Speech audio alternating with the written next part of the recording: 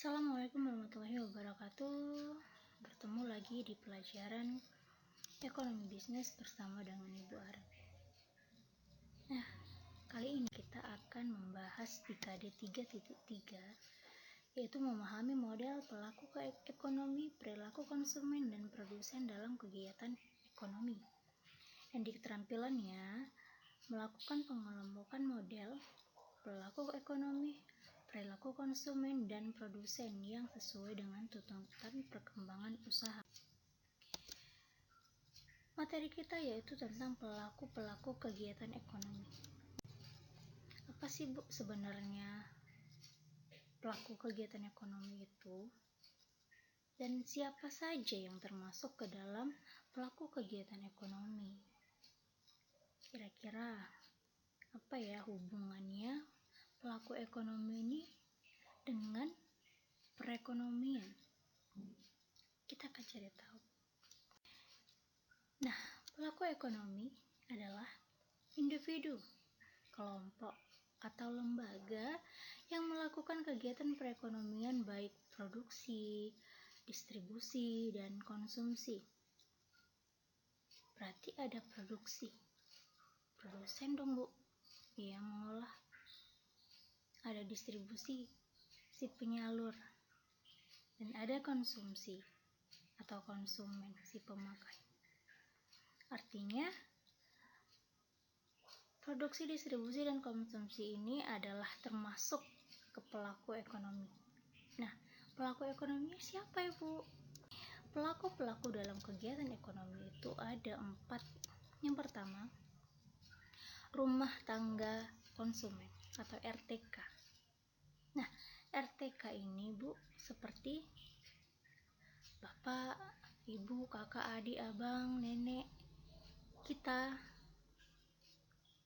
itu adalah termasuk RTK, rumah tangga konsumen, yaitu si pemakai.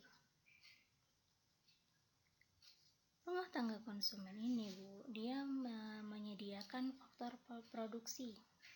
Faktor produksi itu contohnya seperti tanah, itu SDA, SDM kita manusianya, skill, dan modal seperti yang kita pelajari di sebelumnya.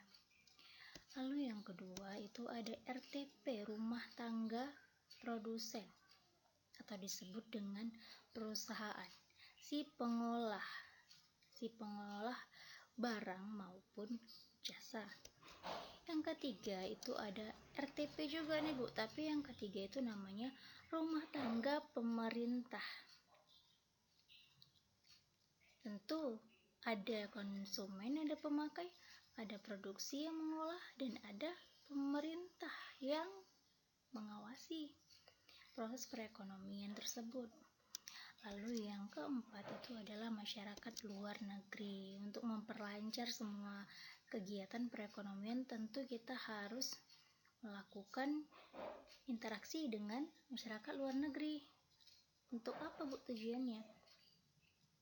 Salah satu tujuannya pasti untuk mencari keuntungan. Nah, yang pertama kita bahas tentang rumah tangga konsumen atau RTK. Nah, adapun kegiatan Bu yang dilakukan oleh rumah tangga konsumen itu yang pertama, memperoleh penghasilan dari perusahaan.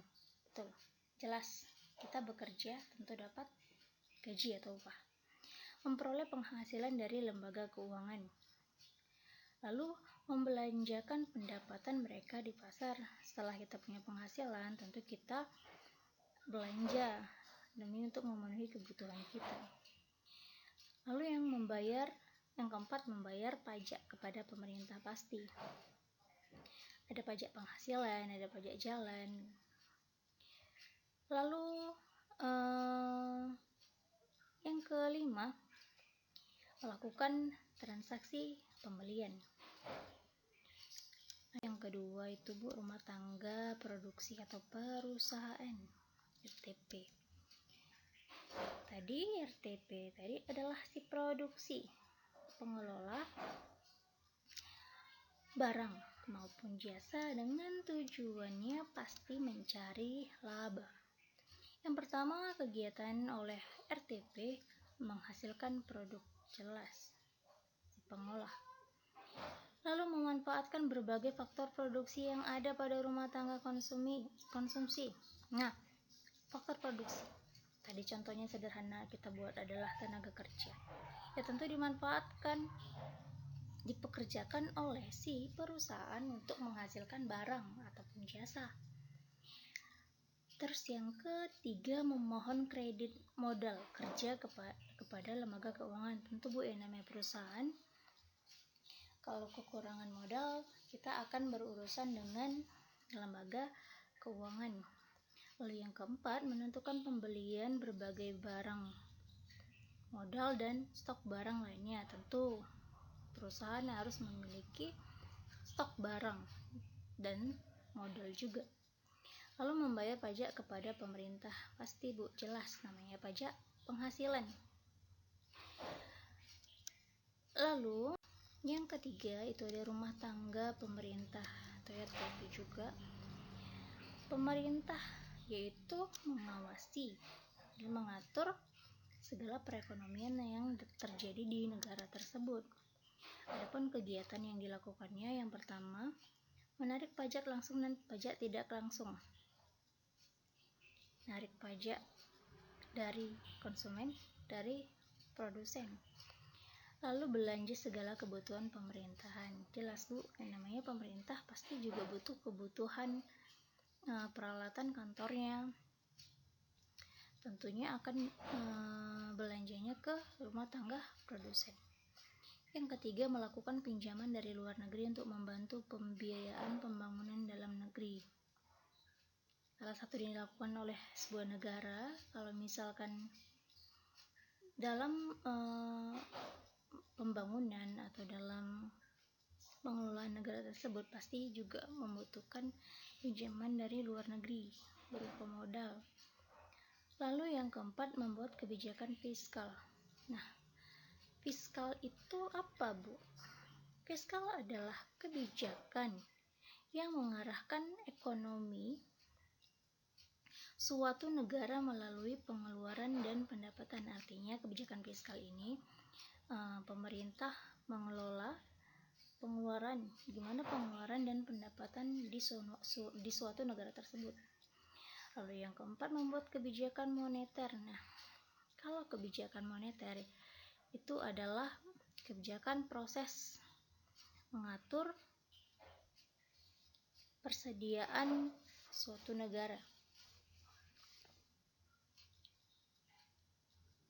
Maksudnya apa Bu? Maksudnya mengatur persediaan suatu negara, mengatur peredaran uang di suatu negara.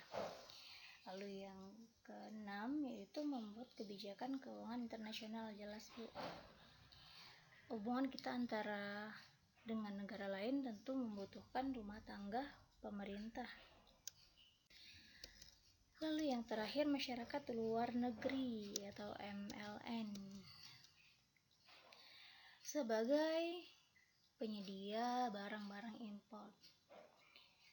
Adapun kegiatannya Bu, yang pertama menyediakan kebutuhan barang tertentu untuk diimpor oleh negara lain. Pasti semua negara itu melakukan kegiatan impor. Salah satunya tujuan yang mendapatkan laba. Lalu yang kedua, melakukan kegiatan ekspor dan impor dengan negara lain. Yang ketiga, melakukan investasi dengan menyediakan kredit.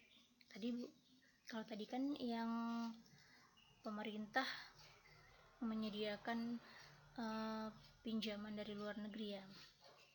Inilah dia hubungannya antara masyarakat luar negeri dengan pemerintah. Lalu yang keempat, menjadi media penghubung pasar uang dalam negeri dengan pasar uang luar negeri. Jelas. Kegiatan ekspor impor tentu harus ada yang di tengahnya Bu. Bank di dalam negeri sama bank di luar negeri. Nah, sampai sini Bu untuk pelajaran kita hari ini. Semoga dapat dipahami, dan kalau tidak paham bisa chat pribadi Ibu. Oke, demikianlah pelajaran kita untuk hari ini. Ibu sudahi dengan wabillahi taufiq wal hidayah. Wassalamualaikum warahmatullahi wabarakatuh. Tetap semangat, belajarnya di rumah aja ya.